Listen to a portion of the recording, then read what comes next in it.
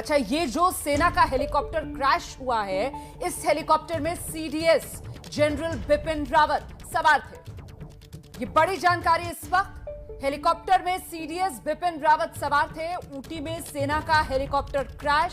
फिलहाल डिटेल्स का और इंतजार है।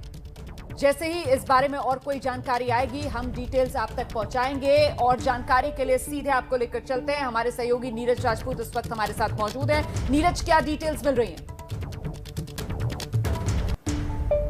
नीरज, मेरी आवाज मिल रही है आपको? नीरज से हमारा संपर्क नहीं हो पा रहा है, लेकिन बड़ी खबर यह है कि ऊटी में सेना का हेलीकॉप्टर जो क्रैश हुआ है और इस हेलीकॉप्टर में सवार थे सीडीएस जनरल बिपिन रावत। ये इस वक्त की बड़ी खबर है।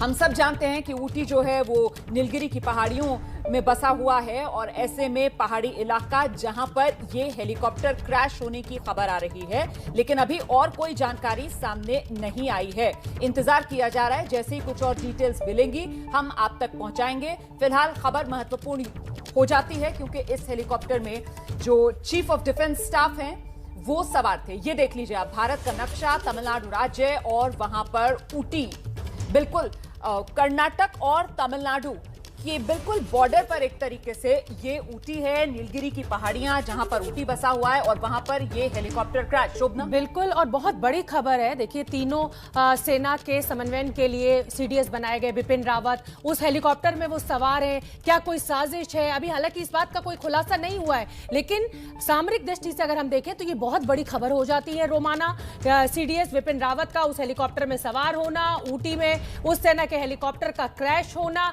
कहीं ना कहीं ये खबर बहुत बड़ी है। हालांकि हमारे जो रिपोर्टर्स हैं वो लगातार लगे हुए हैं ज्यादा जानकारी हम तक पहुंचाने के लिए, लेकिन अभी जो डिटेल हमें मिल रही है उसके हिसाब से ये हेलीकॉप्टर ऊटी में क्रैश हुआ है। सेना का ये हेलीकॉप्टर है और इसमें सीडीएस जनरल बिपिन रावत सवार थे। ये बहुत बड़ी खबर है रोमाना, और चिंताजनक खबर भी है। इंतजार किया जा रहा है, जानकारी आप तक पहुंचाएंगे। कौन सा हेलीकॉप्टर था? जो हादसा है उसके पीछे की वजह क्या है? क्या किसी तरीके की कोई तकनीकी खराबी हुई है? क्या वजह है? ये तमाम वो जानकारियां हैं जो हम जुटाने की कोशिश में लगे हुए हैं। फिलहाल जनरल बिपिन रावत ऊटी के अंदर ये हेलीकॉप्टर बताया जा रहा है जो क्रैश हुआ है, सेना का ये हेलीकॉप्टर।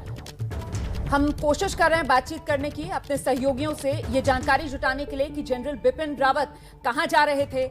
ऊटी के अंदर जो हेलीकॉप्टर क्रैश की बात सामने निकल कर आ रही है, हेलीकॉप्टर कौन सा था जिसपे वो सवार थे, ये वो तमाम जानकारियां हैं, डिटेल्स जो हम आप तक पहुंचाने की कोशिश में हैं। ऊटी में फिलहाल सेना का हेलीकॉप्टर क्रैश हुआ है। हेलीकॉप्टर में सीडीएस बिपिन रावत मौजूद थे। अभी इतनी ही जानकारी हमारे पास है।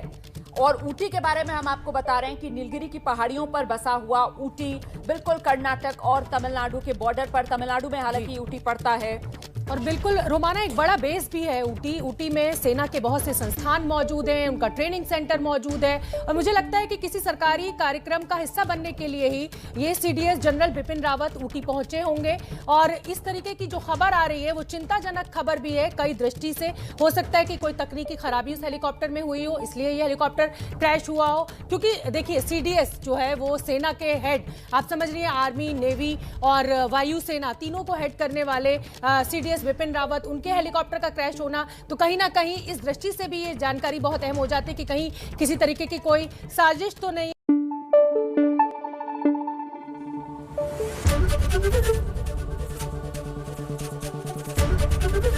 एबीपी न्यूज आपको रखे आगे।